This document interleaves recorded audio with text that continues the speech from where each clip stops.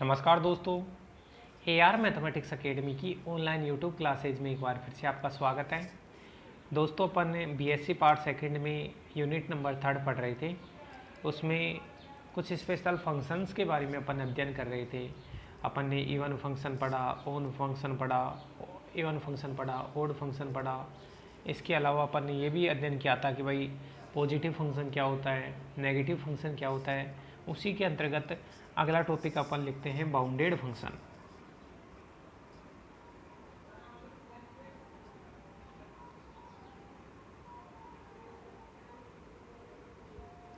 Bounded function और इसको कहा जाता है परिबद्ध फलन। बाउंडेड फंक्शन, इसको कहा जाता है परिबद्ध फलन।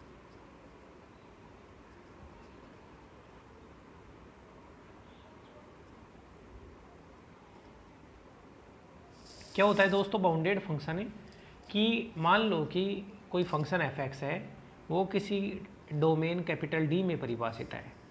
तो किसी भी फंक्शन को बाउंडेड बताया जाता है, वो उसके रेंज के आधार पे बताया जाता है।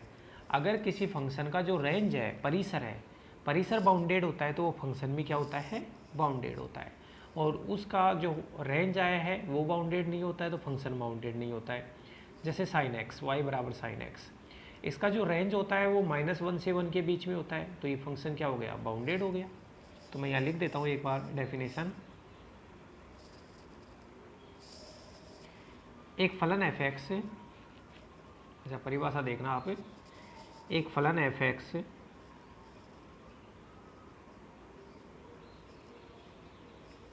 एक फलन f(x) अपने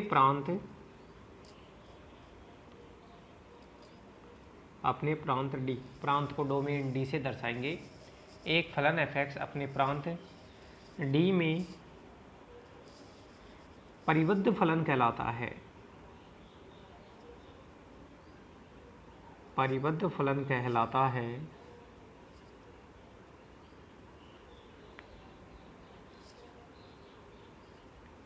यदि फलन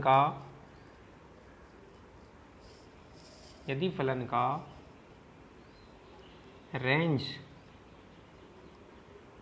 रेंज बोले तो परिसर परिबद्ध हो। तो कोई भी फंक्शन है वो बाउंडेड फंक्शन कब कहलाता है, जब उस फंक्शन का जो रेंज है वो रेंज बाउंडेड होना चाहिए। अन्यथा फलन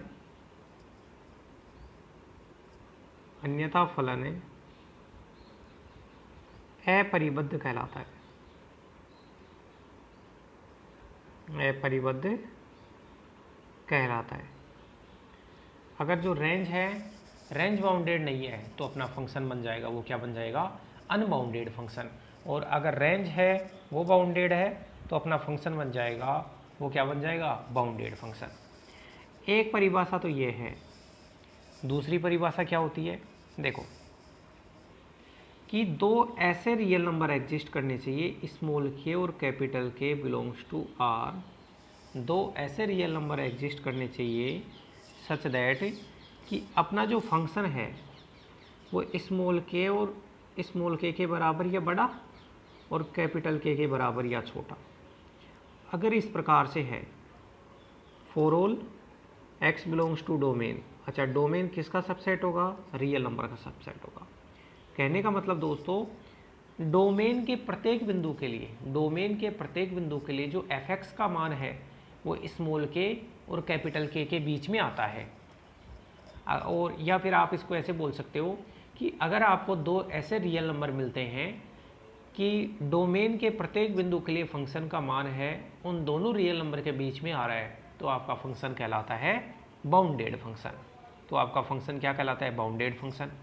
और अगर आपका फंक्शन बाउंडेड है तो स्मॉल k को तो कहा जाता है लोअर बाउंड, तो स्मॉल k जो है वो तो कहलाता है लोअर बाउंड। अगर आपका फंक्शन बाउंडेड है तो स्मॉल k को कहा जाता है लोअर बाउंड और कैपिटल K को कहा जाता है अपर बाउंड। स्मॉल k को कहा जाता है लोअर बाउंड और कैपिटल K को क्या कहा जाता है, अपर बाउंड। अब दोस्तों अगर स्मॉल के लोअर बाउंड है तो स्मॉल के से छोटे जितने भी रियल नंबर होंगे वो भी सारे के सारे फंक्शन ऐप के क्या कहलाएंगे, लोअर बाउंड कहलाएंगे। अगर स्मॉल के है लोअर बाउंड है फंक्शन के लिए तो स्मॉल के से छोटे जितने भी रियल नंबर होंगे वो सारे के सारे लोअर बाउंड कहलाएंगे। और कैपिटल के है वो फंक्शन का अपर बाउंड है तो कैपिटल के से बड़े जितने भी रियल नंबर होंगे वो भी सारे के सारे क्या कहलाएंगे, अपर बाउंड। इसको अपन ऐसे समझ सकते हैं, मान लो ये f(x) की वैल्यू है, ये स्मॉल के है, ये कैपिटल के, तो कैपिटल के और कैपिटल के ऊपर के सारे के सारे रियल नंबर वो अपर बाउंड, स्मॉल के और स्मॉल के नीचे के सारे जो रियल नंबर है वो क्या कहलाएंगे, लोअर बाउंड। तो इसे भी लिख देते हैं अपन,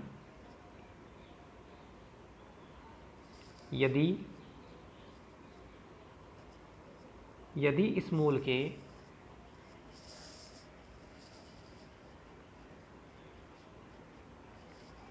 फलन f(x) का लोअर बाउंड है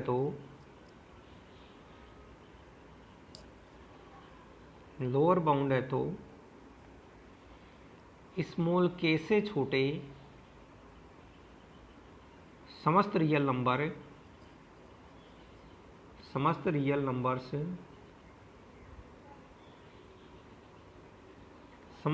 नंबर भी f(x) के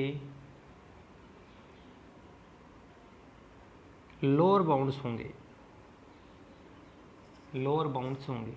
इसका मतलब किसी भी फंक्शन के लिए लोअर बाउंड कितने हो गए, इनफाइनाइट हो गए। अर्थात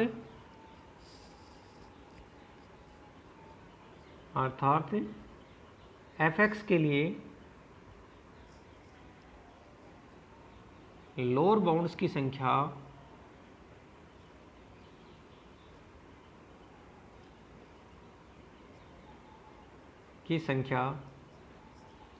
इनफाइनाइट होती है,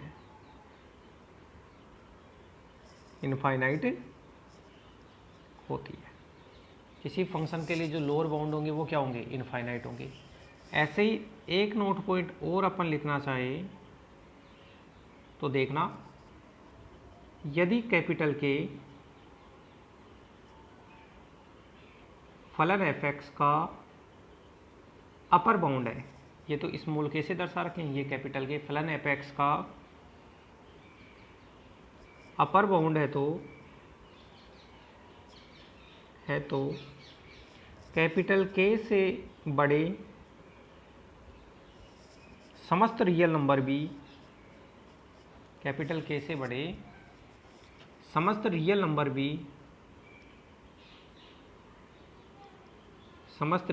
भी f(x) के अपर बाउंड होंगे।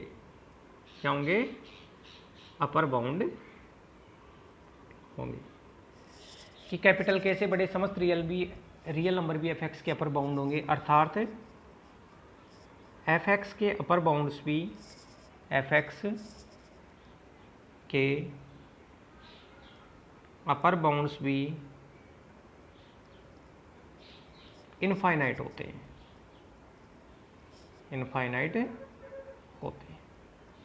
तो दोस्तों यहाँ से ये पता चला है कि अगर स्मॉल के है वो लोअर बाउंड है और कैपिटल के अपर बाउंड है तो अपना फंक्शन तो बाउंडेड कहलाएगा, और स्मॉल के से छोटे जितने भी रियल नंबर होंगे वो सारे के सारे वो भी लोअर बाउंड कहलाएंगे। तो लोअर बाउंडों की टोटल संख्या भी इनफाइनाइट होगी, और कैपिटल के और कैपिटल के से बड़े जितने भी रियल नंबर है वो भी सारे के सारे अपर बाउंड कहलाएंगे। इसका मतलब अपर बाउंड्स की संख्या भी क्या होती है, इन्फिनिटी होती है। ठीक है दोस्तों, आप इसको कीजिए नोट। धन्यवाद।